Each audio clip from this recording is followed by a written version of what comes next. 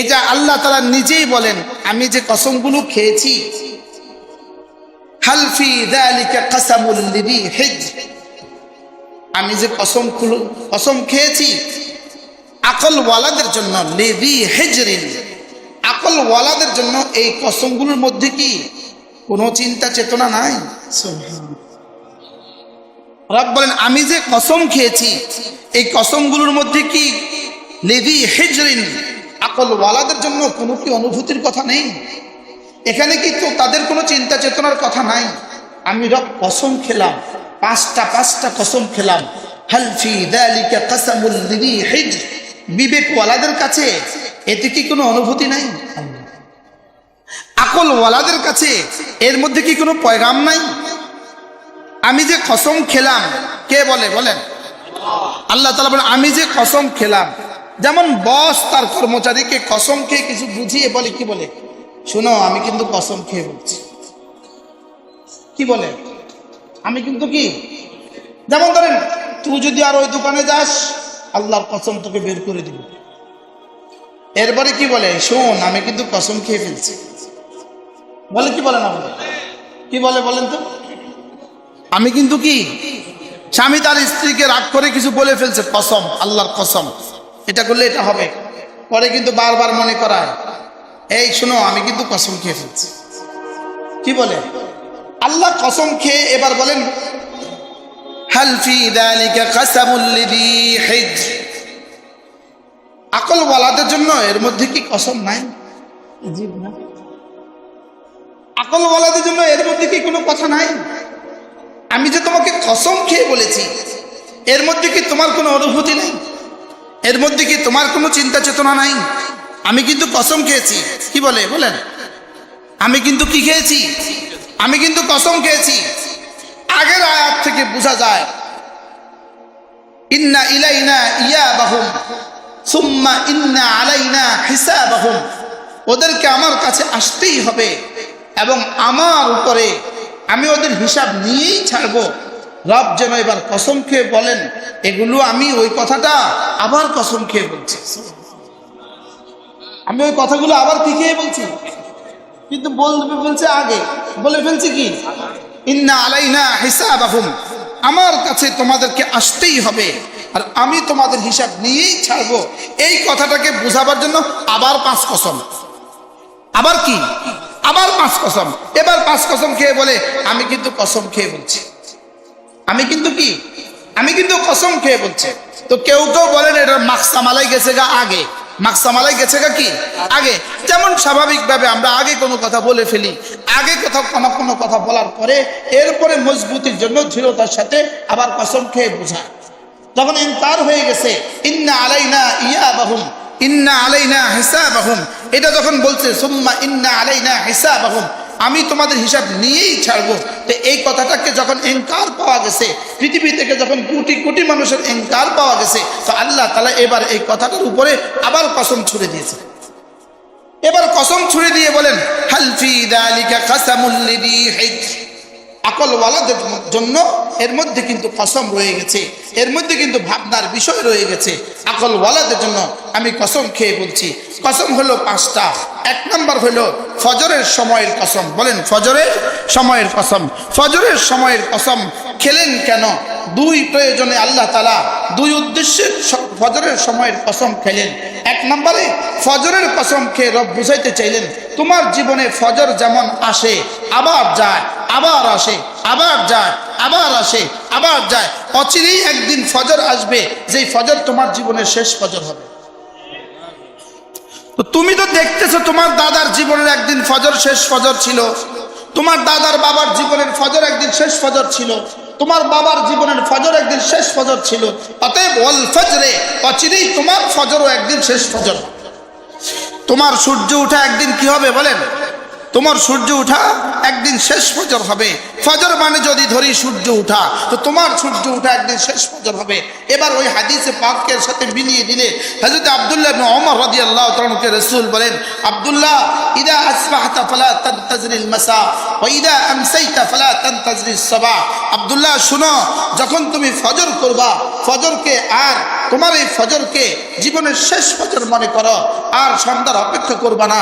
আর যখন সন্ধ্যা করবা তো এই সন্ধ্যাকেই জীবনের শেষ সন্ধ্যা মনে করো, আর ফজরের অপেক্ষা করবা না। হইতে পারে এই সকাল তোমার জীবনের শেষ সকাল, হইতে পারে এই সকাল তোমার জীবনের কি। তো আল্লাহ তাআলা বলেন ওয়াল ফজরে, আমি ফজরের কসম খেয়ে বলছি, অর্থাৎ হইতে পারে এই ফজর তোমার জীবনের শেষ ফজর, এই ফজর তোমার জীবনের কি। এজন্য এখানে ফজরের দ্বারা মুরাদ মুখতালাফি, কিন্তু সবচেয়ে আসাহ কওল হলো, সবচেয়ে বিশুদ্ধ কওল হলো ফজরের দ্বারা উদ্দেশ্য এখানে পুরো বছরের প্রতিদিনের ফজরের সময়। বলেন পুরা বছরের প্রতিদিনের কি, পুরা বছরের প্রতিদিনের কি ফজরের সময়। আর 2 নম্বর কারণ হলো একজন মানুষের 24 ঘন্টার জীবনের মধ্যে ফজরের সময়টা সবচেয়ে দামি সময়। সুবহানাল্লাহ বলেন, বলেন ফজরের সময় সবচেয়ে দামি সময়। আবার বলেন, আর ওই ফজরের সময় সবচেয়ে বেশি ঘুমে থাকে মুসলমান। বলেন বাস্তব না বাস্তব। হযরত মাওলানা হাবিবুল্লাহ মিসবাহ রাহমাহুল্লাহ, আমাদের হযরত মাওলানা বেলাল সাহেব হুজুরের বয়ান শুনলে হাবিবুল্লাহ মিসবাহ কণ্ঠের মতো লাগে, কি লাগে না? লাগে না? আমি অনেক বছর ধরে হুজুরের বয়ান তো শুনতে থাকি, মাশাআল্লাহ, যেখানেই শুনি মনে হয় যেন হাবিবুল্লাহ মিসবাহ বয়ান করতেছে। আল্লাহ হুজুরের হায়াতের মধ্যে বরকত দান। হযরত মাওলানা হাবিবুল্লাহ মিসবাহ রাহমাতুল্লাহ একবার হাটাজারি আল আমিন মাঠে বলছিলেন। তো হাবিবুল্লাহ মিসবাহ রাহমাতুল্লাহ বলেন, আচ্ছা বলুন তো দেখি আপনাদের চিটাঙ্গের গরু আর ছাগল ঘুম থেকে কয়টায় উঠে? এটা বুঝি একটা প্রশ্ন, কি? তো কেউ বলেন 8টা বাজে, কেউ বলেন 4টা বাজে। হযরত বললেন যে গরু ছাগলের ঘুম থেকে ওঠার টাইম টেবিল নাই। বলেন আপনাদের নোয়াখালীতে গরু ঘুম থেকে কয়টায় উঠে? আবার বলেন গরু ঘুম থেকে কয়টায় উঠে? ছাগলের ঘুম থেকে কয়টায় উঠে? এবার ইহুদি ঘুম থেকে কয়টায় উঠে? হিন্দু ঘুম থেকে কয়টায় উঠে? মুমিন ঘুম থেকে কয়টায় উঠে? সুবহানাল্লাহ। তাহলে মুমিন ঘুম থেকে উঠবে কয়টায় বলেন? সূর্য ওঠার আগে। বলেন মুমিন ঘুম থেকে উঠবে কয়টায়? আর বেঈমান ঘুম থেকে উঠে কয়টায়? গরু, হযরত বলেন যে গরু ঘুম থেকে উঠে 2 প্রয়োজনে, আউটের প্রয়োজনে আর ইনের প্রয়োজনে। বলেন গরু ঘুম থেকে উঠে কি লেগা? আউট মানে বাথরুমের প্রয়োজনে, আর ইন মানে খাবারের প্রয়োজনে।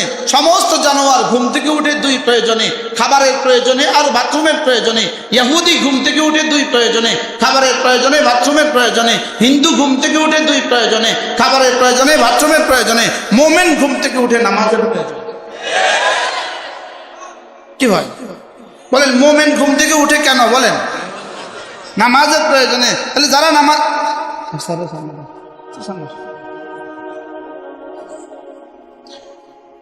মুমিন ঘুম থেকে উঠে নামাজের প্রয়োজনে। বলেন বলেন বলেন বলেন মুমিন ঘুম থেকে উঠে কোন প্রয়োজনে? না বুঝে বলেন মুমিন ঘুম থেকে উঠে কোন প্রয়োজনে? মুমিন ঘুম থেকে উঠে নামাজের প্রয়োজনে। হিন্দু ঘুম থেকে উঠে 2 প্রয়োজনে, খাবারের প্রয়োজনে অথবা বাথরুমের প্রয়োজনে। ইহুদি ঘুম থেকে উঠে 2 প্রয়োজনে, খাবারের প্রয়োজনে অথবা বাথরুমের প্রয়োজনে। একমাত্র জাতি মুমিন ঘুম থেকে উঠে নামাজের প্রয়োজন। কি ভাই? আর মুমিনকে ঘুম থেকে উঠাবার জন্যই রব্বে করিম হাজারো ইন্তজাম করে দিয়েছেন। সুবহানাল্লাহ বলেন হাজারো কি ইন্তজাম করে দিয়েছেন। হ্যাঁ আল্লাহু আকবার কবীরা।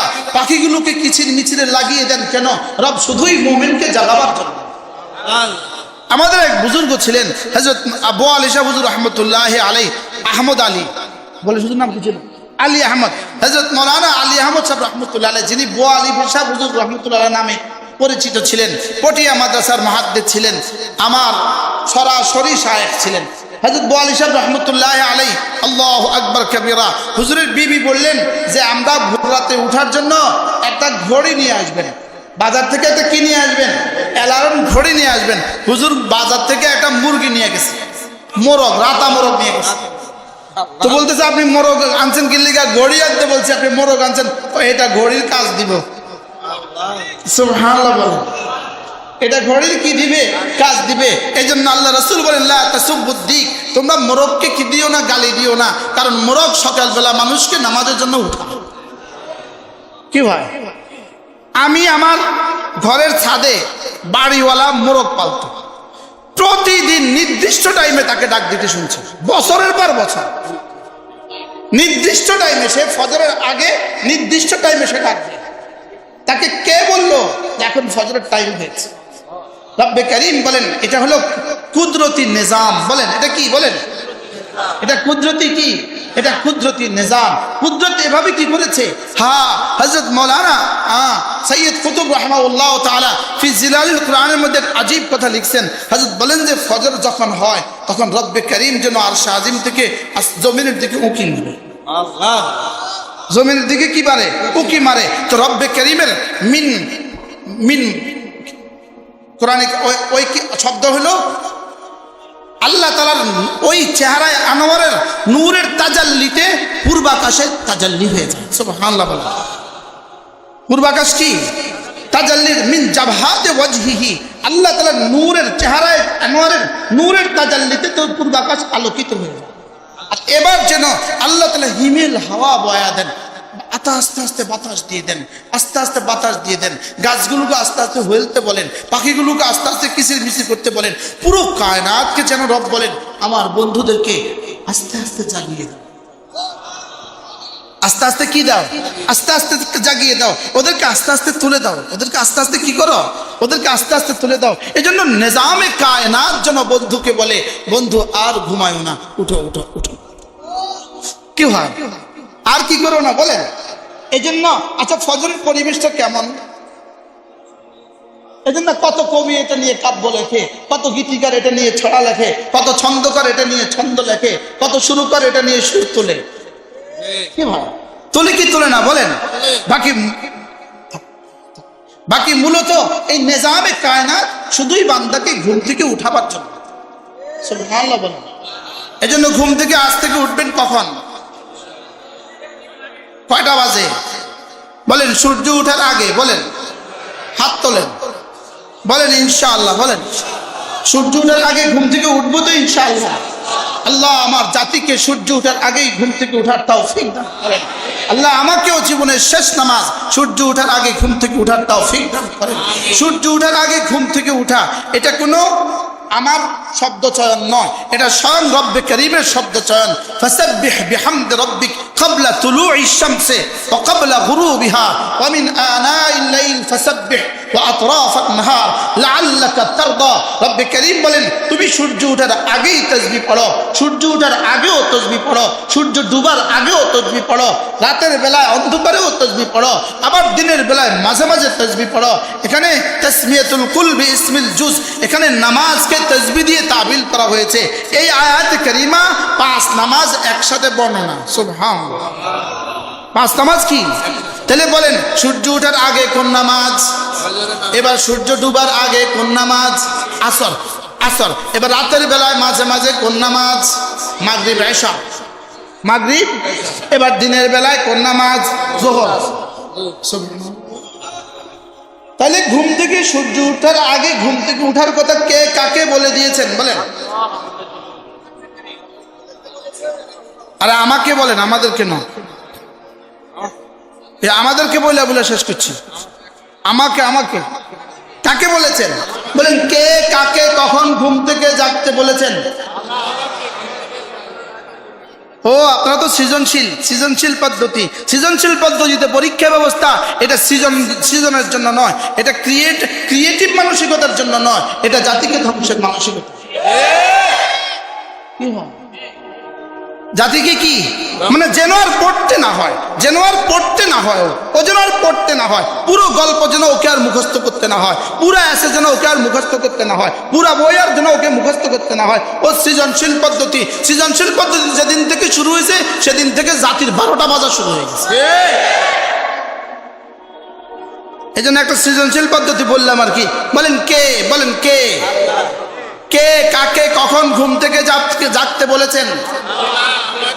বলেন আমার বানানেওয়ালা। বলেন আমাকে সূর্য ওঠার আগে ঘুম থেকে উঠতে বলেছেন। বুঝতে হয়েছে তো? কে কাকে কখন? তাইলে আপনি যদি আপনার মালিক বলেছেন 9টায় দোকান খুলতে, আপনি প্রথম দিন খুললেন না, আরেক দিন দ্বিতীয় দিনও খুললেন না, তৃতীয় দিনও খুললেন না, চাকরি কতদিন চলবে? কি স্কুলের হেড স্যার ফিয়নকে বলছে 8টায় কিন্তু স্কুল খুলবা, দফতর অফিস কিন্তু 8টায় খুলবা, ও প্রথম দিন খুললো 9টায়, দ্বিতীয় দিন 9:30টায়, তৃতীয় দিন 10টায়, চাকরি কতদিন চলবে? জোরে বলেন। উম্মতে মুসলিমাকে ঘুম থেকে উঠতে বলেছেন কখন? সূর্য উঠার এজন্য ইন্না কুরআনাল ফাজরে কানা মাশহুদা। আল্লাহ তাআলা বলেন, শোনো, ফজরের নামাজে যখন ইমাম তেলাওয়াত করে, এটার সাথে না আমি কোটি কোটি ফেরেশতাকেও পাঠিয়ে দিই। কি ফজরের সময় মাশহুদা, মাশহুদ মানে কি? আমি ফজরের সময় ফেরেশতা পাঠাই। ফজরের সময় কি করি বলেন? ফেরেশতা পাঠাই। তাহলে ফজরের সময়ের দাম কত?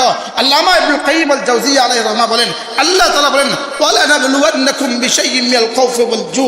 এখানে আল্লাহ তাআলা বলেন আমি পরীক্ষা নিব, আমি মুমিনের পরীক্ষা নিব। এখানে আল্লাহ তাআলা বলেন আমি পরীক্ষা নিব। এই পরীক্ষা মুমিনের প্রতিদিন সবচেয়ে কঠিন পরীক্ষা ফজরের নামাজ। সবচেয়ে কঠিন পরীক্ষা কি? পরীক্ষা কেমন হয়? পরীক্ষার ব্যাপারে 3টা নিয়ম নীতি আছে। কয়টা নিয়ম নীতি? 1 নম্বর পরীক্ষার নিয়ম হলো পরীক্ষাটা এত সহজ হয় না, সকলেই পারে। 2 নম্বর পরীক্ষা এত কঠিন হয় না, কেউ পারে না। 3 নম্বর পরীক্ষা কেমন হবে? কেউ পারবে, কেউ পারবে না। বলেন, কিন্তু আপনাদের বাচ্চাদেরকে আর পরীক্ষা দিতে হবে না। আমাদের বাংলাদেশিদেরকে আর বাংলাদেশি বাচ্চাদেরকে আর কি করতে হবে না বলেন? ওরা গবেষণা করে দেখছে সৃজনশীল দেওয়ার পরেও কিছু মানুষ তো মানুষ হিসেবে তৈরি হয়ে যায়। এবার তাহলে একটা কাজ করো, এবার হেসে খেলে পড়ুক, হেসে খেলে পড়ুক। এবার আর পরীক্ষাই দিতে হবে না। ক্লাস 1-এ পরীক্ষা দিবে না, 2-তে পরীক্ষা দিবে না, 3-তে পরীক্ষা দিবে না। পরীক্ষা দেওয়া ছাড়াই পাস, পরীক্ষা দেওয়া ছাড়াই পাস। পরীক্ষা, কারণ ওরা দেখছে এরা পরীক্ষার নাম দেওয়া হলেও গার্ডিয়ান মোবাইল থেকে পরীক্ষার সময়টা তাকে মোবাইল থেকে বাদ দেয়। এই খবরদার মোবাইল ধরবি না, তোর কালকে পরীক্ষা।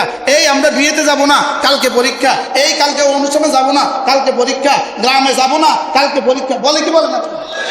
তাহলে দেখছে যে কিরে পরীক্ষার কারণেও তো কিছু ছেলে মেয়ে পড়ালেখা করে, এই জন্য এটাও যেন আর এই জাতি না করে, এই জন্য পরীক্ষা পদ্ধতি সমূলে তুলে দেওয়া হয়েছে। পরীক্ষা পদ্ধতি তুলছি কি লিগা বলেন? জাতির কি? জাতির 12টা বাজাবার জন্য পরীক্ষা পদ্ধতি তুলে দেওয়া হয়েছে। আর কিন্তু এর বিপরীতে স্লোগান হলো জাতি হেসে খেলে শিখবে। জাতি কি? জাতি হেসে খেলে, জাতি হেসে খেলে শিখবে। আল্লাহ এই শিক্ষা ব্যবস্থা থেকে আমাদের জাতিকে উত্তরণের তৌফিক দান করুন। তাহলে পরীক্ষা কেমন হয়? কি বিসিএস এর সরকার টার্গেট করে আমরা নিব 2%, নিব 2%। 70,000 হলো প্রতিযোগী, 2% নিব, 5% নিব, 70,000 প্রতিযোগী। অতএব পরীক্ষা এমন করতে হবে যেন 2% টিকে, যেন কি 2% টিকে। এভাবে পরীক্ষা নিতে হবে। এখন ফজরের নামাজ হলো সবচেয়ে বড় পরীক্ষা। এজন্য তিনি বলেন পরীক্ষা এতটা সহজ হয় না, সকলেই পারে, আর এতটা কঠিন হয় না যে কেউ পারে না। এজন্য ফজরের নামাজ পরীক্ষা। আলহামদুলিল্লাহ, মুমিনিন পারে, মুনাফিকিন কেউ পারে না। বলেন কি বলছে বলেন? তাহলে ফজর পড়ে কারা? এবার ফজর পড়ে না কারা?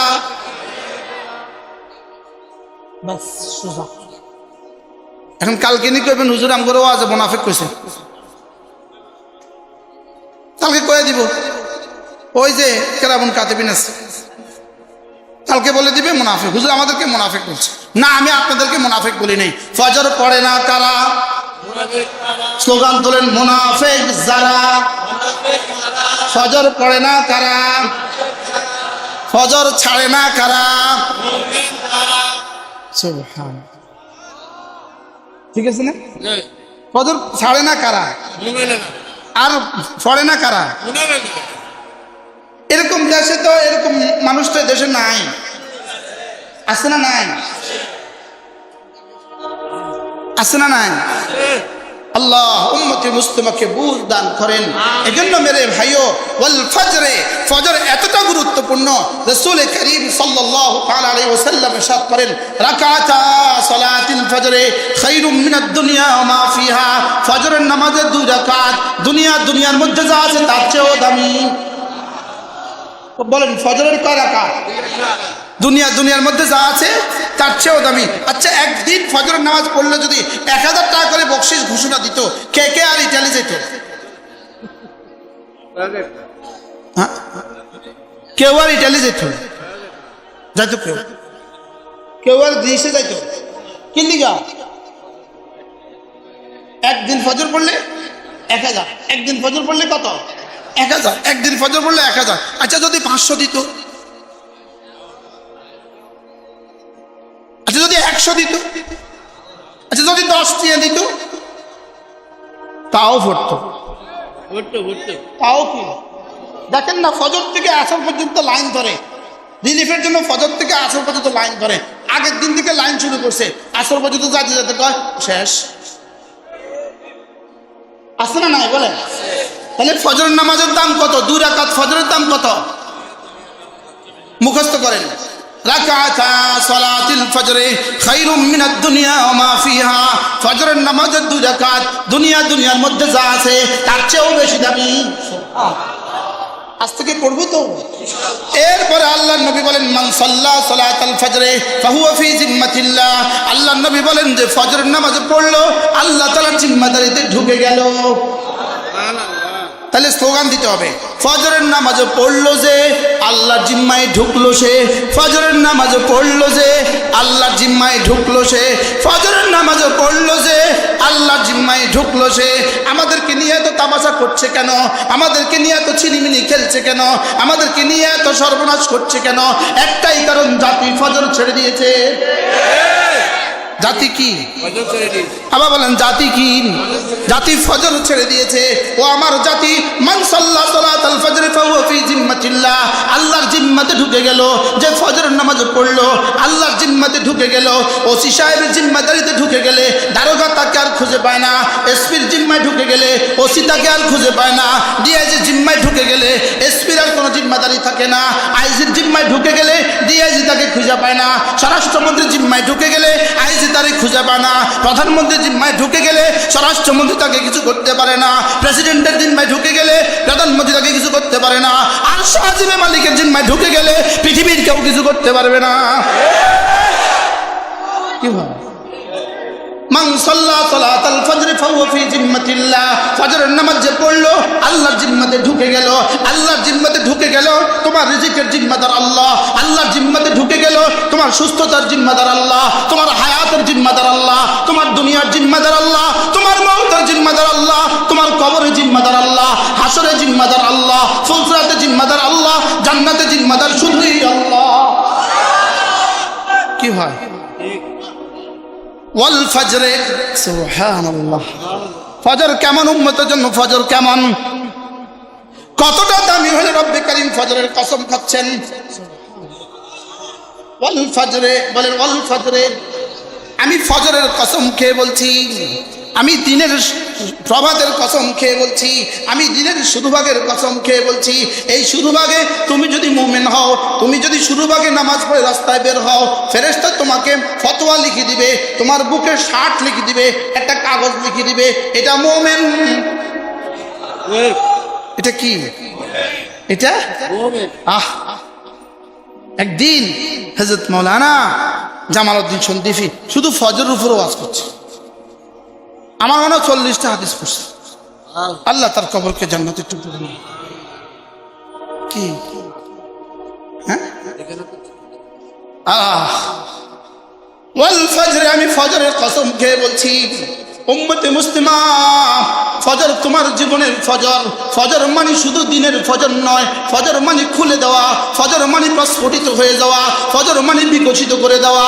ফজর তোমার জীবনকে বিকশিত করে দেয়, ফজর তোমার চেহারাকে বিকশিত করে দেয়, ফজর তোমার হৃদয়কে বিকশিত করে দেয়, ফজর তোমার রিজিকের দুয়ারকে বিকশিত করে দেয়। সুবহানাল্লাহ। ফজর মানে কি? বিকশিত হওয়া। ফজর মানে কি? খুলে যাওয়া, ফজর মানে প্রস্ফুটিত হওয়া, ফজর মানে প্রস্ফুটিত হওয়া। তাহলে ফজর মানে তোমার চেহারা সুন্দর, ফজর মানে তোমার হৃদয় সুন্দর, ফজর মানে তোমার রিজিক সুন্দর।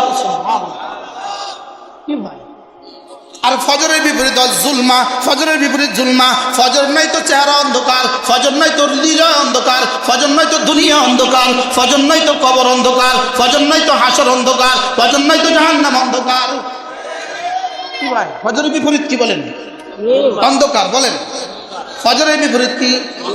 অন্ধকার। ফজর নাই তো হৃদয় খোলা নাই, ফজর নাই তো চেহারা সোরা সোরা। হযরত হাবিবুল্লাহ মেজবা বলতেন চেহারা সোরা সোরা।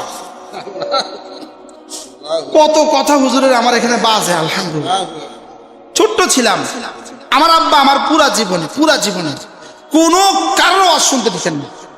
বলতেন আওয়াজ হবে না, ওয়াজ শুনতে পারবে না তুমি। আর বলতেন হাবিবুল্লাহ মেজবা রহমতুল্লাহ ওয়াজ করবো, এটা শুনবেন। কি ভাই? কি ছিল আব্বার মানসা কে জানে? বলতো হুজুর ওয়াজ করলে আজকে ওয়াজ যাবা, আজকে ওখানে হুজুর আসবে। কে আসবে? হযরত মাওলানা হাবিবুল্লাহ মিসবাহ রাহিমাহুল্লাহ। পুরো ছাত্র জীবনে মনে হয় না আমি 3টা ওয়াজে বেশি শুনছি। হযরত হাবিবুল্লাহ মিসবাহ রাহিমাহুল্লাহ ওয়াজ শুনছি অনেকগুলো, হযরত মাওলানা ফজলুল করিম রাহমাতুল্লাহ বয়ান একটা শুনছি জীবনে, ছাত্র জীবনে, পুরা ছাত্র জীবনে। নানুপুরের সমস্ত ছাত্র বাস রিজার্ভ করে একদম জমিয়তুল ফলাতে ওয়াজ শুনতে আসতো। আল্লামা তাকি উসমান, সৈয়দ জিয়াউদ্দিন ফারুকি। লেকিন আব্বা কইতো খবরদার ওয়াজে যাইতে হেঁটতি না। কি কইতো? না ওয়াজে যেতে পারবা না, এখন ওয়াজে ঘুরবা না, পরে ওয়াজ করবা। কি শব্দ বলে গেছে আল্লাহ জানে। আলহামদুলিল্লাহ, আল্লাহ এই মানুষগুলোর কবরগুলোকে জান্নাতের টুকরো বানিয়ে দেয়। হযরত হাবিবুল্লাহ মেজবা রাহমাতুল্লাহ বলতেন ফজর পড়ে না, ফজর পড়ে না আর ফজর পড়ে পার্থক্য। ফজর পড়ে দাদা বুড়ো, ফজর পড়ে দাদা বুড়ো রাস্তায় বেরোয়েছে, চেহারা কেন জানি নূরে নূরে ভরা। আর ফজর না পড়ে নাতিটা রাস্তায় বেরোচ্ছে 8টা বাজে, কেমন যেন চেহারাটা ছোড়া ছোড়া। কি বাস্তব না বাস্তব? চেহারা কি চোরা চোরা। ফজর পড়া সারা যেই বাজার দেখবে চোরা চোরা। যত টানাটানি করুক, যত ব্রাশ মারুক। হুজুর বলতেন নিজের গালে নিজে ব্রাশ মারে, নিজের গালে নিজে ঝাড়ু মারে। নিজের গালে নিজে কি মারে? নিজের গালে নিজে ঝাড়ু মারে। কিভাবে সম্ভব? নিজের গালে নিজে ঝাড়ু মারে আর নাফিতের কাছে গিয়ে নিজেকে সোফে দেয়, আমাকে স্মার্ট করে দাও। হাসপাতালে, পঙ্গু হাসপাতালে আমি অনেক লম্বা সময় ছিলাম, পঙ্গু হাসপাতালে। তো হসপিটালে কারো হাত বাঁধা রাখছে, কারো পা বাঁধা রাখছে, কারো পামর ঝুলা রাখছে। তো ওখানে নাফিত যায় যায় বলে শেভ করবেন। তো বলে, তো আমার আসতো হাসি, মরতেছে, মরি যাইতেছে। হাত বাঁধা রাখছে, পা বাঁধা রাখছে, পামর ঝুলা রাখছে, আর ওখানে শেভ করতেছে। আমি বলতাম, আমার সাথীদেরকে বলতাম, এরা এখন কেন শেভ করে জানো? মালাকুল মউত আসলে যেন স্মার্ট লাগে। কি ভাই? বারহাল ফজর কি বলেন? আমার জীবনকে বিকশিত করে দেয়। ফজর আমার দুনিয়া খুলে দেয়, ফজর আমার আখিরাত খুলে দেয়, ফজর আমার চেহারাকে আলোকিত করে দেয়, ফজর আমার দিলকে আলোকিত করে দেয়, ফজর আমার দুনিয়াকে আলোকিত করে দেয়, ফজর আমার কবরকে আলোকিত করে দিবে, ফজর আমার হাসরকে আলোকিত করে দিবে, ফজর আমার জান্নাতকে নূর নালা নূর করে দিবে। কি ভাই শুধু কি ফজরের মধ্যে থেকে যাব না সামনে যাব? হুজুর ওয়াল ফজরে বলেন, আমি ফজরের কসম খেয়ে বলছি, ফজর পড়বো তো ইনশাআল্লাহ। আল্লাহ তৌফিক দান করুন। না কলিজা হাত দিয়া বলেন আজ থেকে ফজর ছাড়ব ইনশাআল্লাহ। রাসূল বলেন 2টা নামাজ মুনাফিকের জন্য বড় ভারী। এশার নামাজ আর ফজরের নামাজ মুনাফিকের জন্য বড় ভারী। মুনাফিকে দুটো পড়তেই পারে না, মুমিন দুটো ছাড়তেই পারে না। আল্লাহর নবী বলেন মান সাল্লা আয়েশা ওয়াল ফজর, যে ফজর নামাজ আর এশার নামাজ জামাতে পড়লো, কান্নাহু কামা সাইরাল লাইল, সে যেন সারা রাত আল্লাহ তাআলার সামনে দাঁড়িয়ে থাকলো। পড়বো তো ইনশাআল্লাহ। আমি বলি ফজরের জন্য জীবনের নিরাপত্তার গ্যারান্টি, ফজরের জন্য নিরাপত্তার গ্যারান্টি। ফজর পড়া মানে আমি আমার রব্বে কারীমের হেফাজতের চাদরে ঢুকে গেলাম। আমি আমার রবের হেফাজতের চাদরে ঢুকে গেলাম। এরপরে আল্লাহ নবী বলেন, কোন মানুষ যদি ফজরের নামাজের পরে আর মাগরিবের পরে 3 বার পড়ে, সূরা ইখলাস পড়ে 3 বার, সূরা ফালাক পড়ে 3 বার, সূরা নাস পড়ে 3 বার, আল্লাহ নবী বলেন যাও কথা দিলাম তাকফিকা মিন কুল্লি শাই, এই 3টা সূরা তোমার জীবনের জন্য যথেষ্ট। মোল্লা আলী কারি রাহমাহুল্লাহ বলেন এটা 3টা তরজমা। 1 নম্বরে হলো বাকি সারা দুনিয়ার সমস্ত মানুষ যত নফল ইবাদত করবে তুমি যদি করতে না পারো তোমার জন্য যথেষ্ট। সুবহানাল্লাহ। কি ভাই করবো তো ইনশাআল্লাহ। কি কি কি কি পড়বো? ইখলাস, ফালাক, নাস। আবার বলেন, যেই নামাজি পাঠ করিবে 3 বার 3 বার 3 কুল, যেই নামাজি পাঠ করিবে 3 বার 3 বার 3 কুল, সকাল সন্ধ্যায় পাঠ করিলে যথেষ্ট হবে 2 কুল। পড়বো তো? হযরত মাওলানা হাকিম মোহাম্মদ আখতার রাহমাহুল্লাহ তাআলা তিনি এক আজীব কথা বলেন। তিনি বলেন, কুল আউযু বিরাব্বিল ফালাক, কুল আউযু বিরাব্বিন নাস। জানো এটার একটা উদাহরণ দিলে তোমরা ভালো বুঝবা। এটার উদাহরণটা হলো, কেউ যদি কারোর বাড়িতে যায়, ওই বাড়িতে যদি কুকুর থাকে, বড় বড় বিদেশি কুকুর আছে না, কুকুর থাকে, তো তার দিকে ছুটে আসছে, ধেয়ে আসছে কুকুর, তো সে কি বলে? কুকুর আমি তোর সাথে যুদ্ধ করব, এটা বলে? নাকি বাড়িওয়ালাকে ডাক দেয়, আন্টি কুত্তা সামলান? হ্যাঁ কি বলে? আঙ্কেল কুত্তা সামলান, আঙ্কেল আমি আসছি কুত্তা সামলান, বলে কি বলে না বলেন তো? বাড়িওয়ালা কি বলে? এই বল্টু জামাই আসছে, থাম, এই বল্টু থাম। বল্টু কইছি এই জন্য, কার নাম কই আবার কোন বিপদে পড়ি। কারণ কারো কার নামের লগে যদি মিলি যায় তাহলে তো আবার কালকে ফেসবুকে লিখবো আমার খুশি। তাহলে কি কয় বলেন? এই বল্টু থাম। থাম বলার সঙ্গে সঙ্গে বাড়িওয়ালার আওয়াজ শোনার সঙ্গে সঙ্গে কুকুর লেজ গুটিয়ে আস্তে করে সেই নিচে চলে যায়। যায় না? যায় না বলেন? বাস এবার মেহমান ঘরে ঢুকে যায়। তো হযরত বলেন যে কুল আউযু বিরাব্বিল ফালাক, কুল আউযু বিরাব্বিন নাস, এর অর্থ যেন এটা, রব্বে কারীম শয়তান থেকে আমি বাঁচতে পারবো না, আল্লাহ আপনার শয়তানকে আপনি সামলান, আমার নিরাপত্তার চাদরে ঢুকায়া দেন। কি বলেন? আপনার শয়তান আপনি কি করেন? কুত্তা সামলান। কোন সোজা হিসাব? কুত্তা কি আজীব। এই কুত্তা হচ্ছে 5 প্রকারের কুত্তা। কোন কয় প্রকারের কুত্তা? 1 নাম্বার হলো নফস, 1 নাম্বার কি, 2 নাম্বার নারী,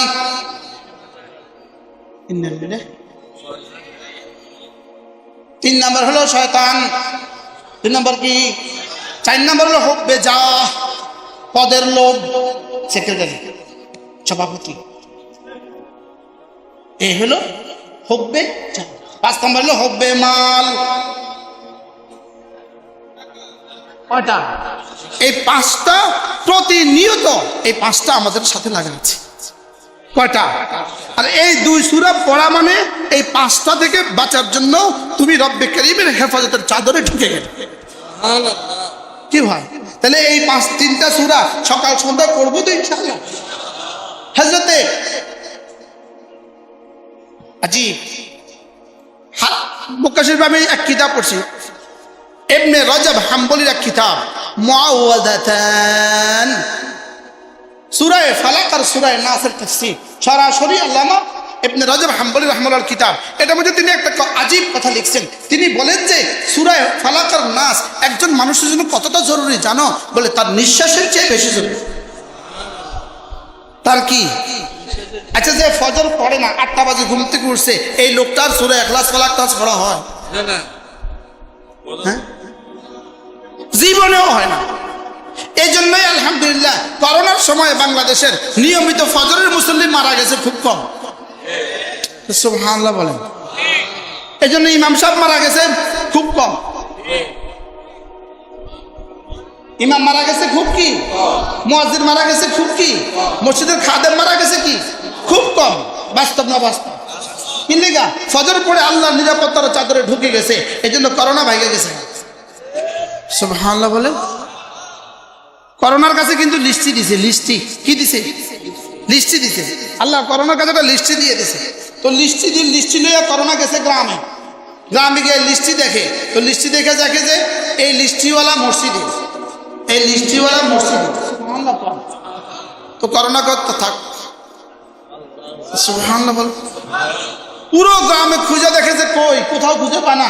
আল্লাহ তারা তো পাই না, তে কই সাহস নেই। আল্লাহ তে লাগে মসজিদে। তো আমার ঘরে ঢুকছি, তুই আবার তারা তালাশ করিস বা।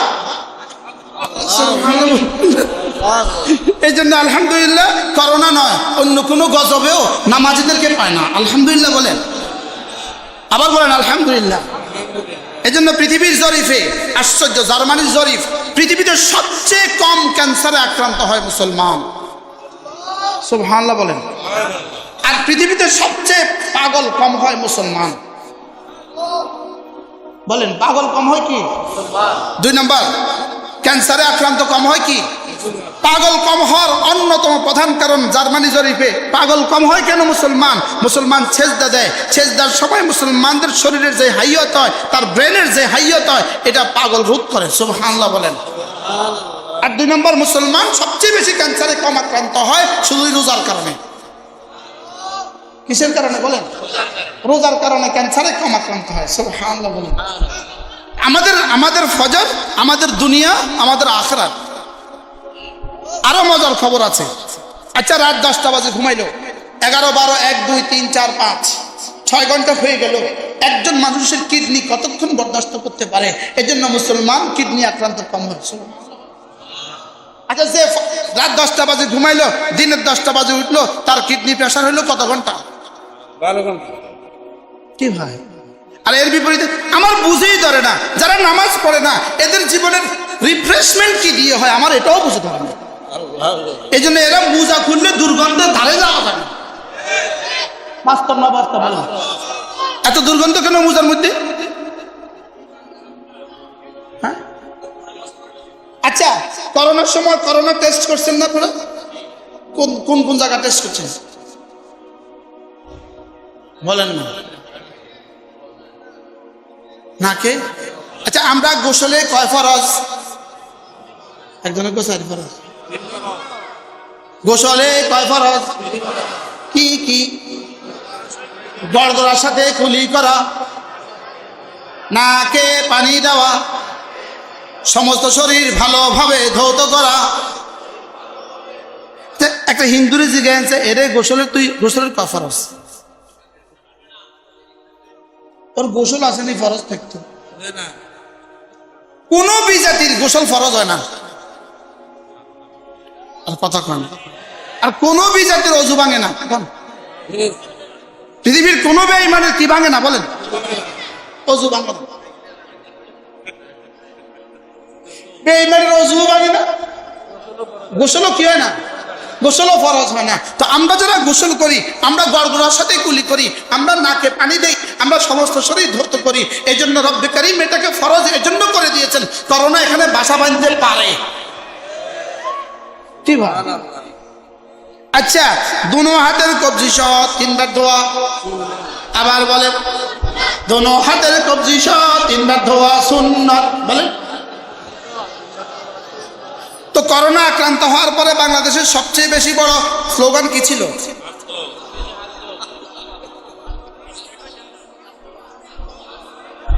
হ্যাঁ, প্রতি 20 সেকেন্ড পরে পরে হাত দিত। আরে বলেন কি, এরকম অফিসের সামনে সামনে কি বলে বেসিন লাগাইছে কিনা বলেন? হ্যাঁ, সব দপ্তরে লাগাইছে কিনা? রাস্তা রাস্তা লাগাইছে কিনা? তো এখন লাগাও কে? আচ্ছা, আপনারা এমনি মনে হয় করোনার পরে আর কোনো রোগ নাই, আর কোনো আজাব আসার সম্ভাবনা তো নাই, কারণ করোনা তো প্রতিরোধ করে ফেলছে। ভ্যাকসিন দিয়ে মোটামুটি কিয়ামত পর্যন্ত একটা ঠিক গেছে। হ্যাঁ, নতুন করে শুরু হয়ে গেছে। ইসরায়েলে শুরু হয়ে গেছে। ইসরায়েলে কি হয়ে গেছে? একটা পাঙ্গাস শুরু করে দিয়েছে। পাঙ্গাস গায়ে কি উঠে, এর কোনো চিকিৎসা নেই। উঠতেছে শেষ, উঠতেছে শেষ, উঠতেছে শেষ। আমাদের দেশে একটা কথা আছে, নুরু ভাত নিবি হবে শুরু।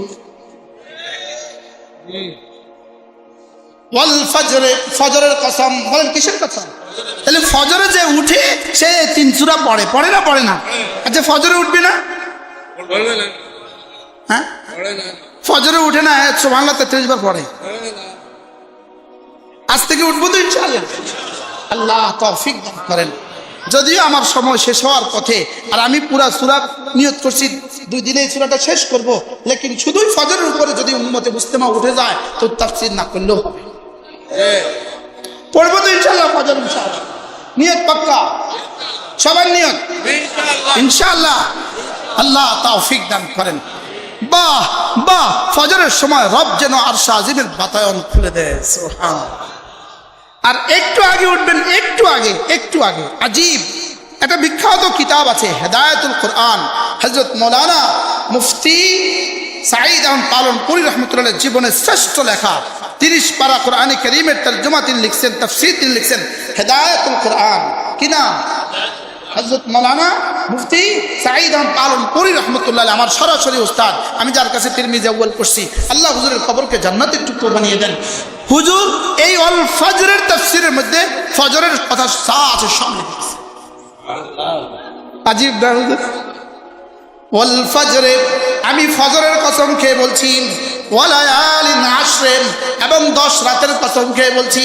এই 10 রাত দ্বারা মুরাদ হলো, কেউ কেউ বলেন রমজানের শেষ 10 রাত, আর কেউ কেউ বলেন জিলহজ মাসের প্রথম 10 রাত, বলেন রমজানের, আর কেউ কেউ বলেন কি?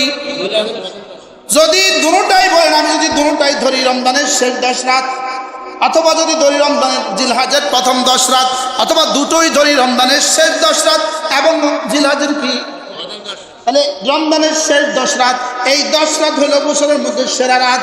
আর রমজানের জিলহজের প্রথম 10 রাত, এটাও বরকতময় রাত।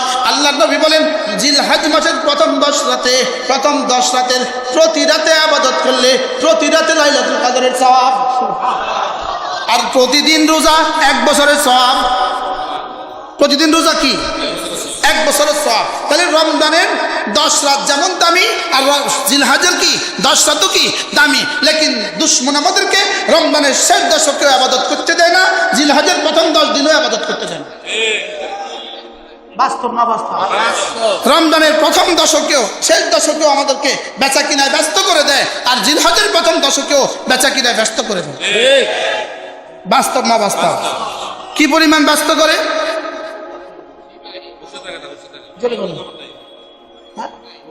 বিক্রেতার যেমন হিসাব, ব্যস্ততার সীমা নাই, ক্রেতারও ব্যস্ততার কি নাই। এই জন্য চলেন আমরা নিয়ত করি, আমরা ইনশাআল্লাহ আগামী জীবনে শেষ দশক আর প্রথম দশক, জিলকাদা জিলহজ্জের প্রথম 10 দিন আর রমজানের শেষ দশক ইনশাআল্লাহ আল্লাহর জন্য নিজেকে ফারিগ করব। বলেন ইনশাআল্লাহ, বলেন ইনশাআল্লাহ। আল্লাহ তৌফিক দান করেন, আল্লাহ আমাদেরকে বুঝ দান করেন। জিলহজ্জের প্রথম 10 দিন যে দামি, এটা তো আমরা অনেকে জানি না।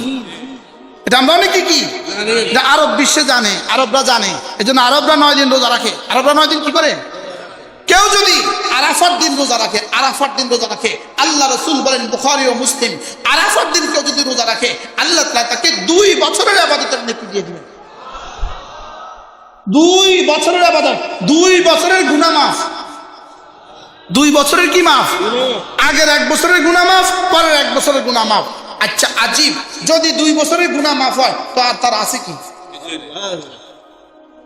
এবার আল্লামা ইবনে কাইয়িম আল জাওজিয়া বলেন, যেই ইবাদতের দ্বারা গুনাহ মাফ হয়, এই ইবাদতের দ্বারা যদি গুনাহ মাফ করার জন্য ইবাদত রেডি, গুনাহ মাফ করে দিবে, লেকিন গুনাহ নাই তো কি করবে? তো আল্লাহ তাআলা দারাজাত বুলন্দ করবে। সুবহানাল্লাহ।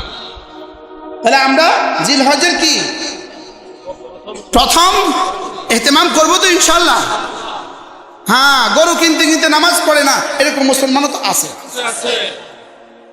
এরাও মুসলমান।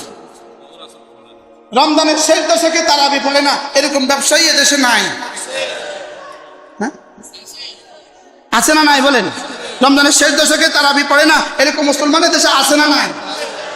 আচ্ছা, রমজানের শেষ দশক 21, 22, 23 দিন যত যায় মসজিদে মুসল্লি তত কমে না বাড়ে? আর আরশ আজিম থেকে নেকির ঘোষণা তত বাড়ে না কমে? আজীব। নেকির ঘোষণা তত কি, আর মুসল্লি তত কি, তো কমলো কেন, বাড়লো কেন? ইয়ালামুনা যাহিরাম মিনাল হায়াতিদ দুনিয়া ওয়া হুম আনিল আখিরাতি হুম গাফিলুন। এরা দুনিয়া বুঝে 16 আনা, আখিরাত ভুলে গেছে। আখিরাত কি? ইভেন হাজারো মুসলমান রমজানের শেষ দশকে নামাজ পড়ার টাইম পায় না। বাস্তব না বাস্তব? নামাজ পড়ার কি? এই জন্য এরা আমাদেরকে বলবে ধর্ম ব্যবসায়ী। দেখেন, এরা আমাদেরকে বলে ধর্ম ব্যবসায়ী, অথচ আমাদের ধর্ম নিয়ে ব্যবসা করো তোমরা। বুঝেন নাই? আমাদের ধর্ম নিয়ে ব্যবসা করে কারা? আচ্ছা, গরু কুরবানির দিন গরু, এটা কি ধর্মের সাথে রিলেটেড কোনো সম্পর্ক বিষয়? ধর্মের সাথে সম্পর্কীয় বিষয় না অধর্মের সাথে সম্পর্কীয় বিষয়? আচ্ছা, গরু এলসি করি আমরা হুজুরেরা, ইন্ডিয়া থেকে গরু আনে হুজুরেরা, গরুর বাজার লিজ দেয় হুজুরেরা, গরুর বাজার লিজ নেয় হুজুরেরা, গরুর ব্যাপারী করে হুজুরেরা। তো আমরা ধর্ম নিয়ে ব্যবসা করলাম আমরা কথা। আচ্ছা, খেজুর ইফতারের সময় আমরা খেজুর খাই, ইফতারের সময় আমরা কি খাই? তাহলে খেজুর ইফতারের সাথে সম্পর্কিত একটা বিষয়, তাহলে বোঝা গেছে আমাদের ধর্মের সাথে সম্পর্কিত বিষয়টা খেজুর। আচ্ছা, খেজুর নিয়ে বাণিজ্য করে হুজুরেরা না অন্যরা? তা আমরা ধর্ম নিয়ে ব্যবসা করলাম কই? জোরে কথা কয়। আচ্ছা, যেমন ধরেন ইফতারিতে বুট, ইফতারিতে কি? ইফতারিতে বুট, তো বুট নিয়ে ব্যবসা আমরা করি না অন্যরা করে? আচ্ছা, যেমন ধরেন ইফতারিতে পেঁয়াজও বানাইতে পেঁয়াজ লাগে, তো পেঁয়াজ যখন কি বলে বেনাফুল দিয়ে ঢুকে, তো প্রথম ঢুকা মাত্রই মোটা অঙ্কের একটা টাকা দিতে হয়। তো ব্যবসায়ী করে কি, তার যেই টাকা দিয়ে, যেমন ধরেন 10 লাখ টাকার পেঁয়াজ কিনছে, 1 লাখ টাকা ওখানে দিছে, এবার সে উঠেছে 11 লাখ। এবার ট্রাকটা সামনে আসার পরে আবার দিছে 50,000, এবার হয়ে গেছে 11,50,000। ঢাকা আসতে আসতে এরকম 70 জায়গা দেওয়ার পরে এবার হয়ে গেছে গা এটা 10 লাখ টাকার পেঁয়াজ, হয়ে গেছে গা 30 লাখ। এবার বলেন কোন হুজুরে করছে?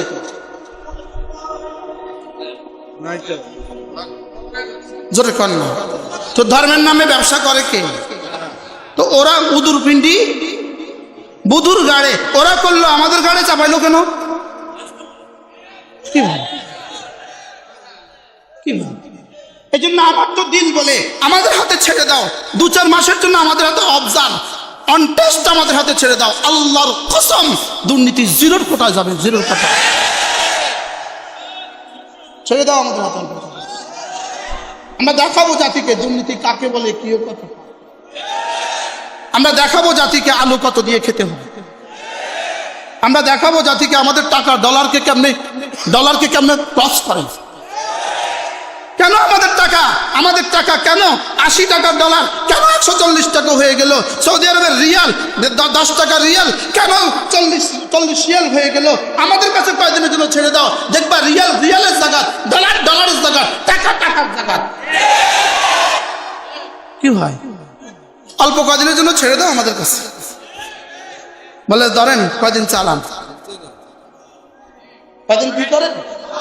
দুনিয়াকে মোল্লারা চ্যালেঞ্জ দিছে, সুবহানাল্লাহ বলেন। এক দেশের কিছু মোল্লা একত্রিত হয়ে সারা পৃথিবীকে চ্যালেঞ্জ দিছে, সুবহানাল্লাহ বলেন।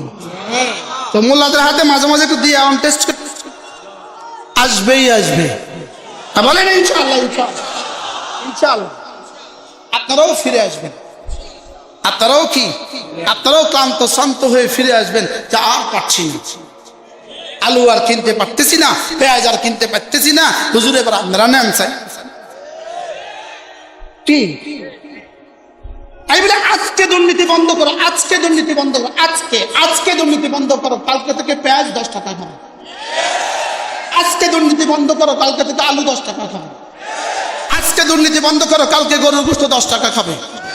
তো এবার কেমন হবে? এবার ডলারের দাম কেমন হবে? টাকার দাম কেমন হবে? আচ্ছা, যে রাস্তার জন্য 5 কোটি টাকা বরাদ্দ, সেই রাস্তা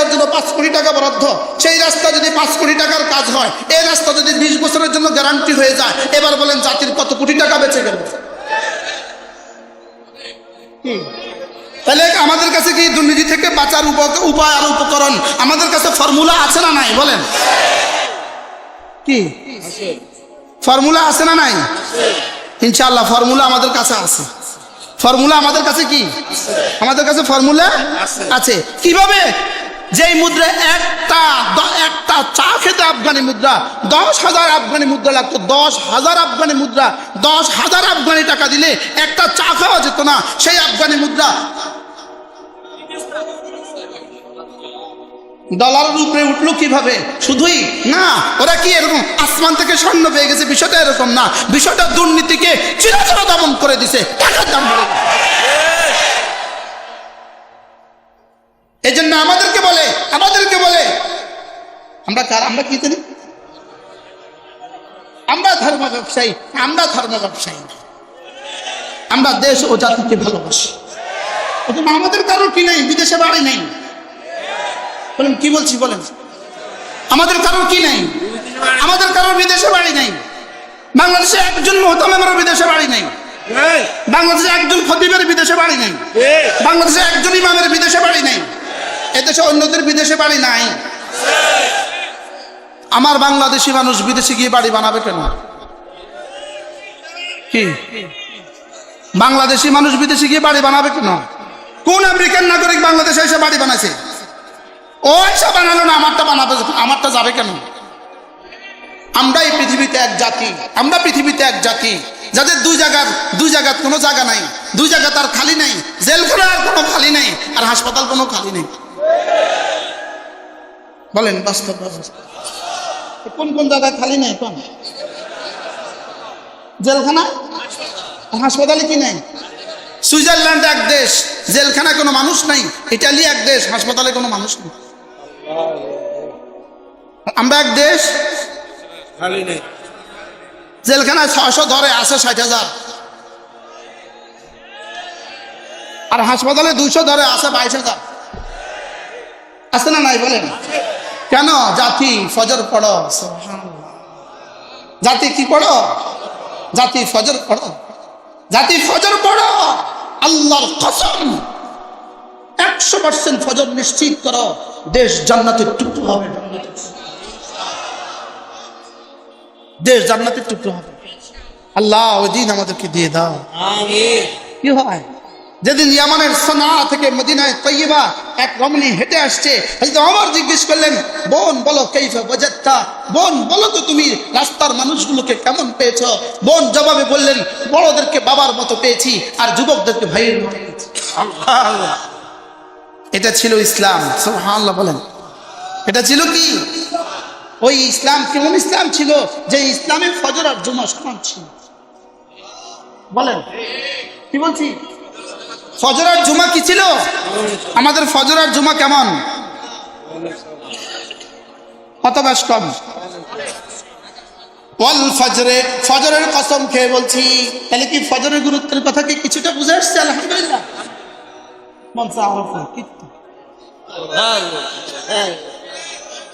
ওয়াল ফজরে, ওয়াল ফজরে, আমি ফজরের কসম খেয়ে বলছি। ফজর একজন মানুষের জীবনকে সুন্দর করে দেয়। ফজর একজন মানুষের জীবনের চেহারাকে সুন্দর করে দেয়। ফজর একজন মানুষের হৃদয়কে সুন্দর করে দেয়। ফজর একজন মানুষের জীবন চরিত্রকে সুন্দর করে দেয়। ফজর একজন মানুষের চরিত্রকে সুন্দর করে দেয়। ফজর একজন মানুষের পেটটাকে সুন্দর করে দেয়। ফজর একজন মানুষের শরীরটাকে সুন্দর করে দেয়। ফজর একজন মানুষের হাড়টাকে সুন্দর করে দেয়। ফজর একজন মানুষের কিডনি দুটোকে সুন্দর করে দেয়। শুধু উখরবি ফায়দা না, দুনিয়াবি ফায়দাও আছে। বানানেওয়ালা বানাবার সময় এভাবে বানিয়েছেন। সুবহানাল্লাহ বলেন। বানানেওয়ালা বানাবার সময় বডিটাকে এভাবে বানিয়ে দিয়েছেন। বানানেওয়ালা বানাবার সময় এই বডিটাকে ফজরে উঠার জন্য উপযুক্ত করে দিয়েছেন। ফজরে উঠলেই তার বডির জন্য উপযোগী। এটা বানানেওয়ালা বানাবার সময় ঠিক করে দিয়েছেন।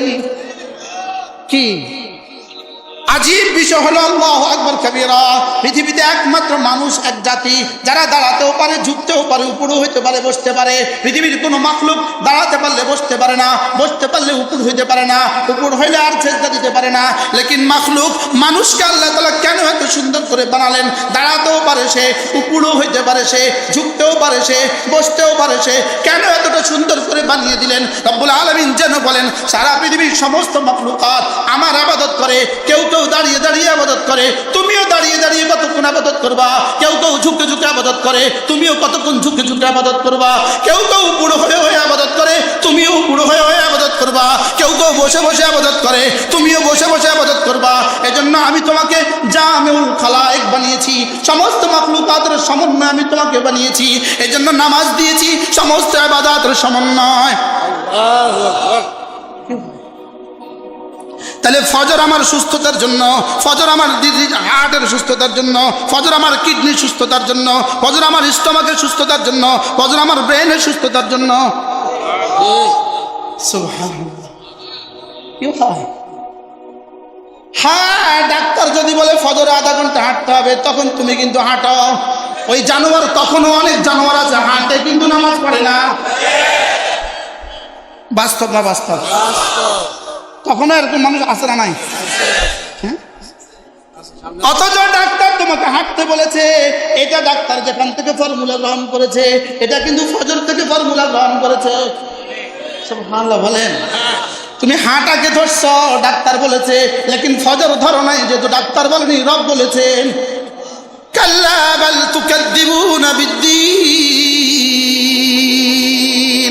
এজন্য আল্লাহ তাআলা কোরআনে কারীমের এই সূরা আল্লাহু আকবার কাবীরা, এই সূরা রব্বে কারীম ফজরের কসম খেয়ে বলেন, 10 রাতের কসম খেয়ে বলেন, জোড় আর বেজরের কসম খেয়ে বলেন। জোড় মানে হলো 10 তারিখ, জিলহজ মাসের 10 তারিখ। বেজর মানে হলো জিলহজ মাসের 9 তারিখ। জিলহজ মাসের 9 তারিখ হলো আরাফার দিন। আর 10 তারিখ হলো কি? কোরবানি ঈদের দিন। কোরবানির কি? একজন মানুষের জীবনের শ্রেষ্ঠ দিন হলো আরাফার দিন। বলেন, একজন মানুষের জীবনের শ্রেষ্ঠ দিন কত? 70 বছরের জীবনে একবার যদি ইমানের সাথে ইহরামের সাথে হালাল মাল দিয়ে, ইমানের সাথে ইহরামের সাথে হালাল মাল দিয়ে কেউ যদি আরাফার বিকেল বেলা, আরাফার দুপুর থেকে সন্ধ্যা পর্যন্ত যদি আরাফার মাঠে থাকে, এ হলো একজন মানুষের জীবনের শ্রেষ্ঠ দিন। লেকিন ইমাম আহমদ ইবনে হাম্বল রাহিমাহুল্লাহ বলেন, এটা যদি জীবনের শ্রেষ্ঠ দিন হয়, তাহলে এটা তো অল্প কিছু মানুষের জন্য। যাদের উপর হজ ফরজ তাদের জন্য শ্রেষ্ঠ দিন হলো। যাদের উপর হজ ফরজ নাই, তারা হাসরের ময়দানে গিয়ে বলবে, আল্লাহ আমি তো জীবনের শ্রেষ্ঠ দিনে যেতে পারি নাই, আমি কেন যেতে পারলাম না? আমাকে টাকা দিলেন না কেন?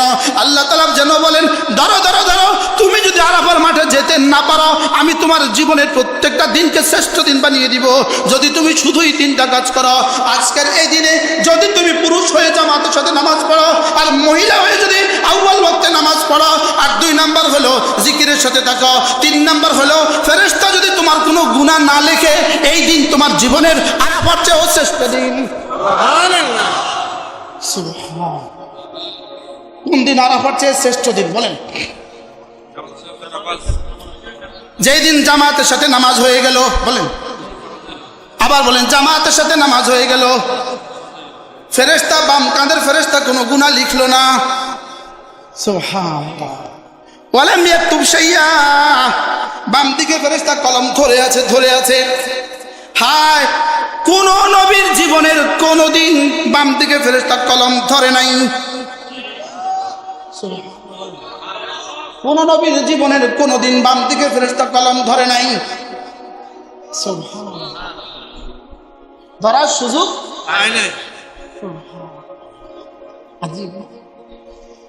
সাহাবীদের জীবনে মাঝে মাঝে ধরে ফেলেছে, লেকিন পরে মুছে দিয়ে এটাকে এটা দিয়া বদলা দিছে।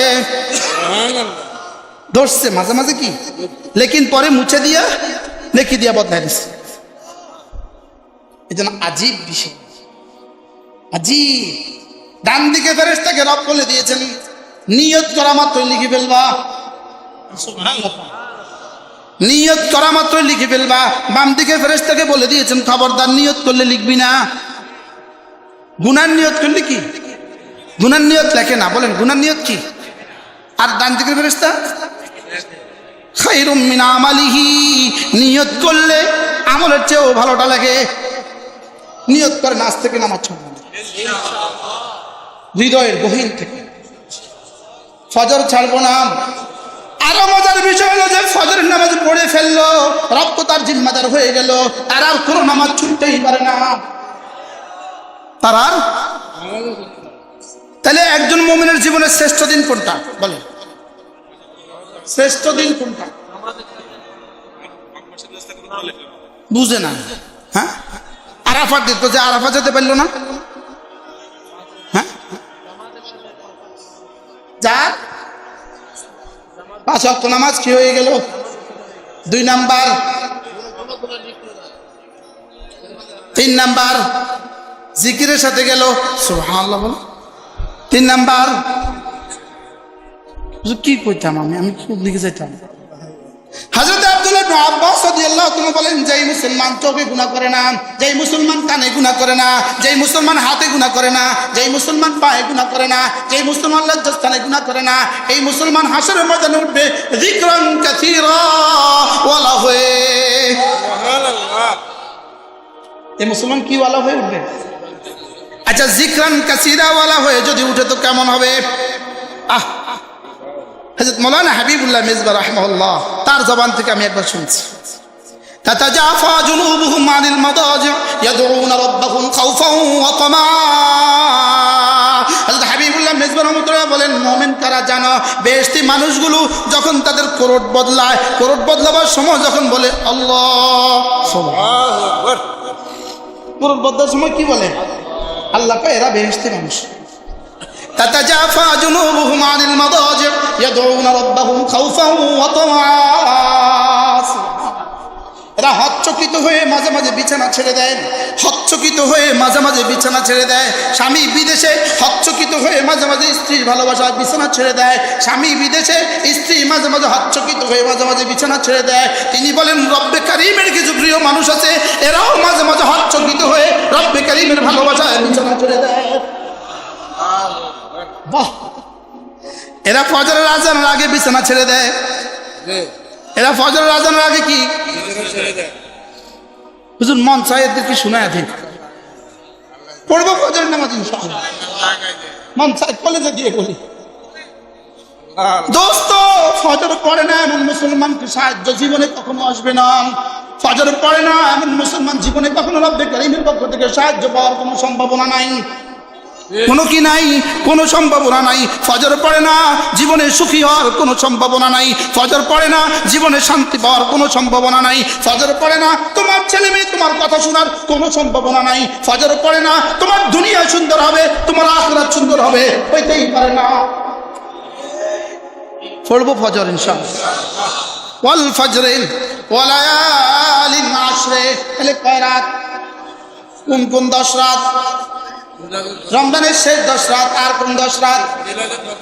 আর জিলহজের কি? জোরের কসম, আমি জোরের কসম কে বলছি? ওয়াল বত্রে, আমি বেজরের কসম কে বলছি? কোন কোন মুফাসসিরিন বলেন জোর মানে হলো মাখলুকাত, সারা পৃথিবীর সমস্ত জিনিসগুলোকে আল্লাহ তাআলা জোড়ায় জোড়ায় বানিয়েছেন।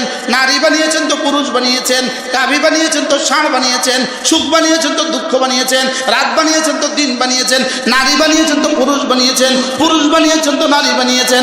হ্যাঁ, যেই নারীগুলো পুরুষ হইতে চায়, আমার হুজুর একটু বলেছেন, যেই নারীগুলো পুরুষ হইতে চায়, যেই পুরুষগুলো নারী হইতে চায়, এটা স্বভাবের বিরুদ্ধে যুদ্ধ, ফিতরতের বিরুদ্ধে যুদ্ধ, বানানেওয়ালার বিরুদ্ধে যুদ্ধ।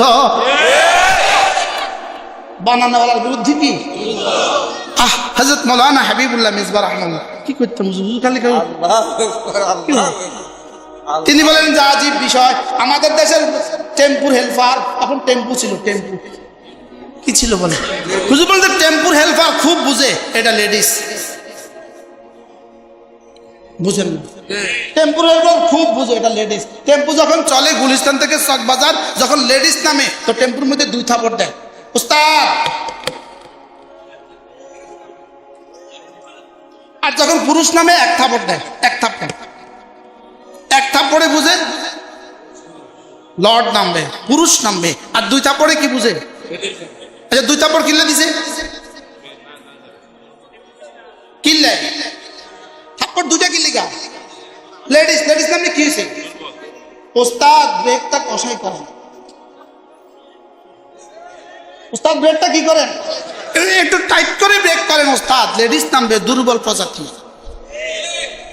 কি বলে না? বলে না। আর পুরুষ নামার সময় 1 থাপড় কি বলে ওস্তাদ? ওস্তাদ পুরুষ নামবে, ব্রেক হালকা করলে সারবে। আচ্ছা, একটা সিএনজি কি নাম টেম্পুর হেল্পারে বুঝলো নারী আর পুরুষের পার্থক্য, আর তুমি পিএইচডি হোল্ডার বুঝলে না, ঠিক তোমার আকলকে। পার্থক্য বুঝছে কি বুঝছে না বলেন না? কে কে কে বুঝছে পার্থক্য? টেম্পুর আর এরা কে, এরা কারা বুঝে না?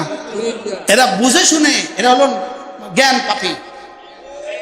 আরে বলেন এরা কারা? এরা বুঝে, সব বুঝে, লেকিন তারপরেও এগুলো করছে কেন? শুধুই জাতিকে ধ্বংসের ষড়যন্ত্র, শুধুই বিদেশিদের টাকা। বলেন বিদেশিদের কি হেলফারে বুঝলো এদের মধ্যে পার্থক্য আছে? পার্থক্য আছে না নাই বলেন? আচ্ছা এই নারীটা পুরুষ হয়েই গেল, তুমি মনে করলো তুমি পুরুষ হয়ে গেলা, আচ্ছা তোমার মাসে যে মাসিক 10 দিন এটাকে তুমি সামলাবা কি দিয়া? আচ্ছা এটাও তুমি বন্ধ করে ফেললা, এবার তুমি ক্যান্সার ঠেকাবা কি দিয়া? জোরে কয় না, জোরে কয় না। এবার তুমি ক্যান্সার ঠেকাবা কি দিয়া?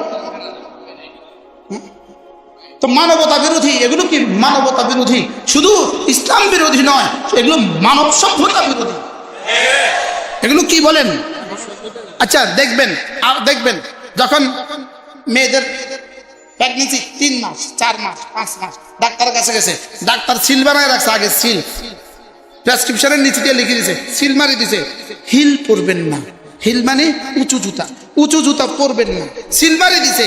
টাইট জামা পরবেন না, তো টাইট জামা পরবেন না, হিল উঁচু জুতা পরবেন না। এটা এখন ডাক্তার সিল বানায় দিছে, তুমি বাদ দিলা, আর ইসলাম কইছে আর বাদ দিলে না। ইসলাম বলছে আর কি দিলে না কা? ইসলাম বললে সেটা হয়ে যায় কি সেকেলে, সেকেলে, আর ডাক্তার বললে সেটা হয়ে যায় বিজ্ঞান।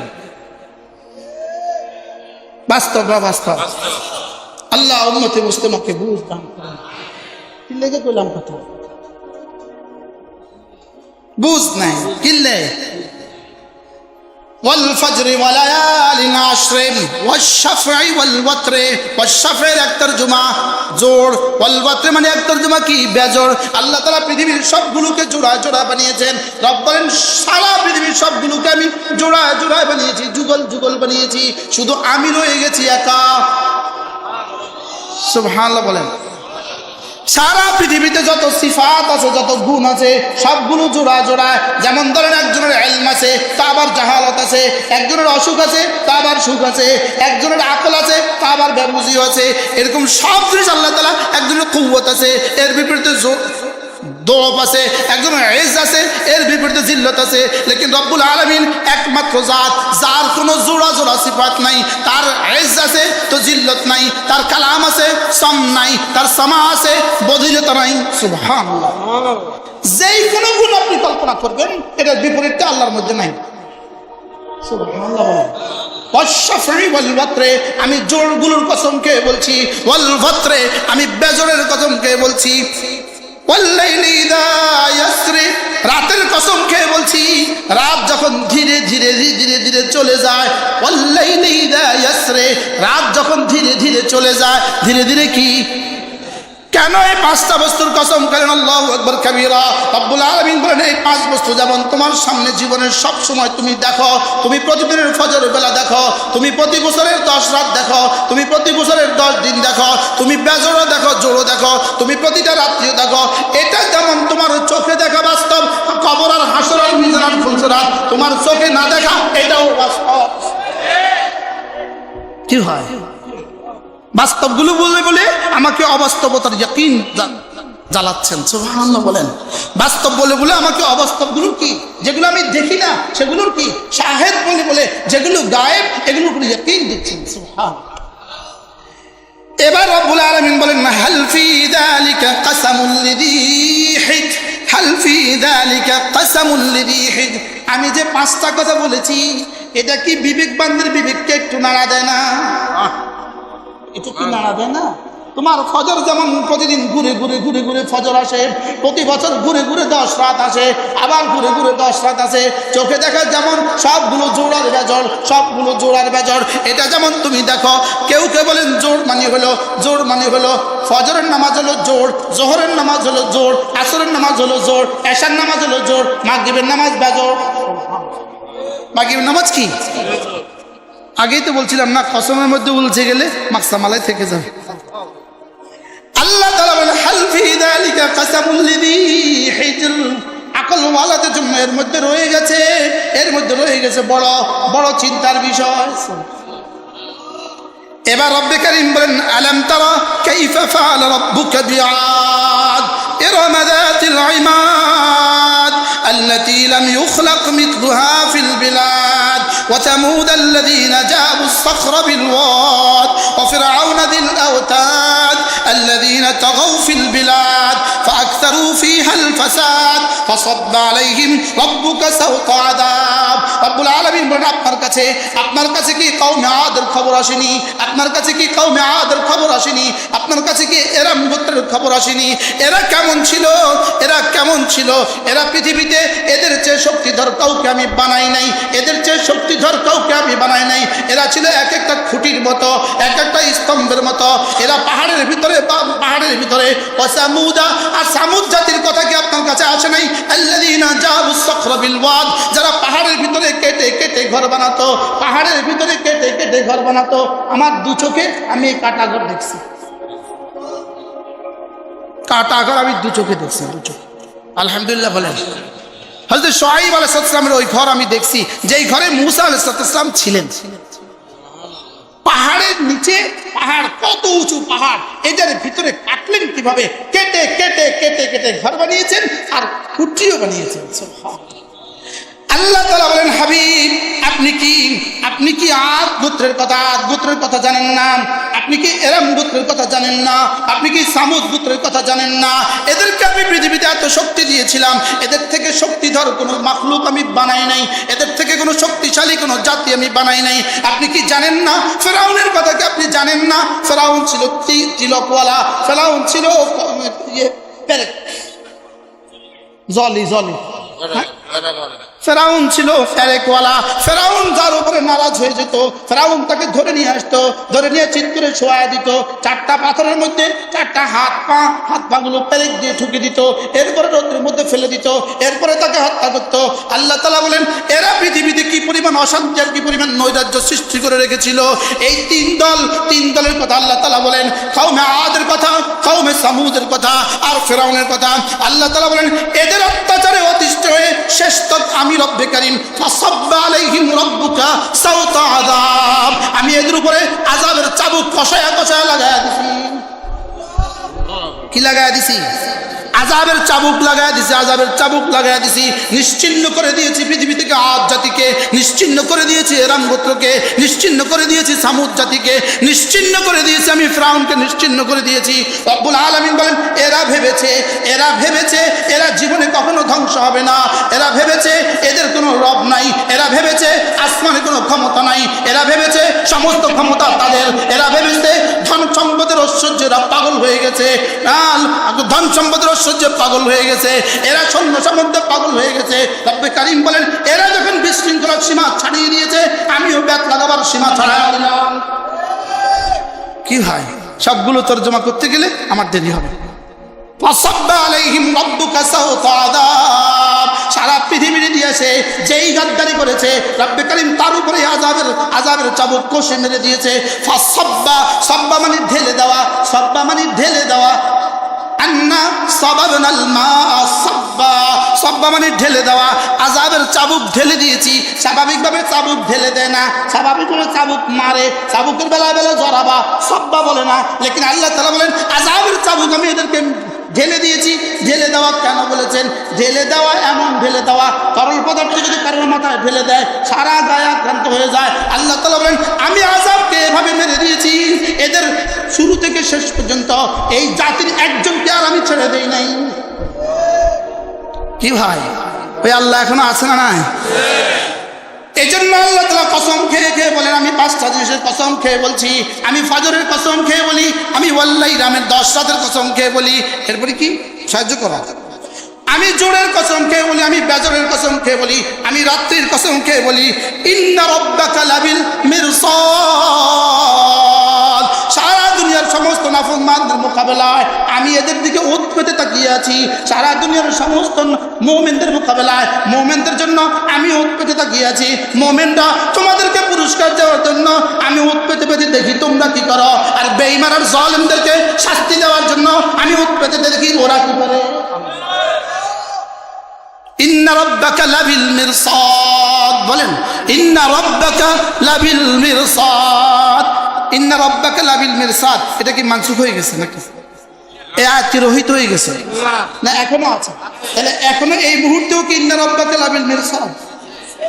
জোরে বলেন, বলেন নিশ্চয়ই তোমার রব ওত পেতে আছে। নিশ্চয়ই তোমার রব কি? আবার বলেন তোমার রব কি? ওত পেতে আছে।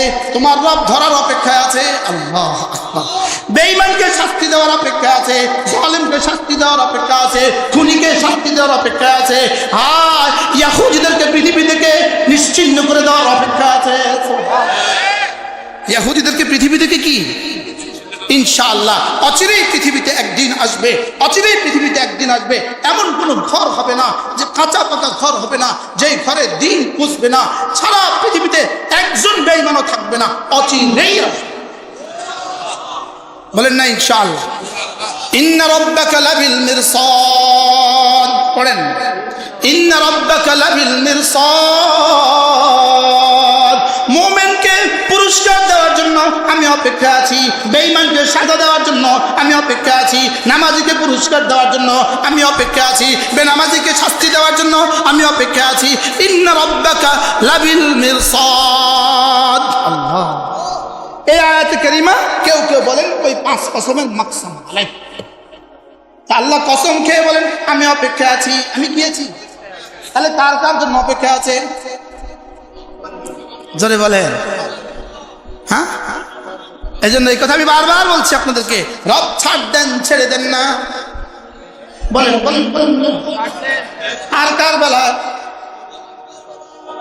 কার কার বেলায় কি দেন? রব ছাড় দেন, ছেড়ে দেন না। এরপরে আল্লাহ তাআলা কতগুলো সিফাতের কথা বলছেন, জাহান্নামীদের কতগুলো দোষের কথা বলছেন। এই কথাগুলো ইনশাআল্লাহ আল্লাহ তাআলা তৌফিক দেয় আগামীকাল হবে। ওয়াল ফজরে ওয়ালায়ালিন আশরে ওয়াশ-শাফঈ ওয়াল ওয়াতরে ওয়াল লাইলি ইযা ইয়াসরে। 5টা কসমকে কসমুল লিযি হিজর। এরপরে ইন্না রাব্বাকা লাবিল মিরসাদ। আগামীকালকে ইনশাআল্লাহ হযরত মাওলানা নুরুল ইসলাম ওলি পুরি দামাত বারাকাতুহু আসবেন তো ইনশাআল্লাহ। এরপর একজন বিশ্ববিখ্যাত বুজুর্গ হযরত মাওলানা রশিদ আহমদ ফারুক সাহেব আসবেন ইনশাআল্লাহ। এরপরে যদি আমার ভাগ্যে সময় জুটে ইনশাআল্লাহ। আমাদের কিতাবগুলো আমাদের গাড়িতে আছে, যারা পারেন সংগ্রহ করবেন। আমাদের কিতাবগুলো আমাদের গাড়িতে আছে, যারা পারেন সংগ্রহ করবেন। ফারুক আয়ান টিভি। ফারুক আয়ান টিভি, হক্কানি ওলামাদের আগামীর পথ চলা।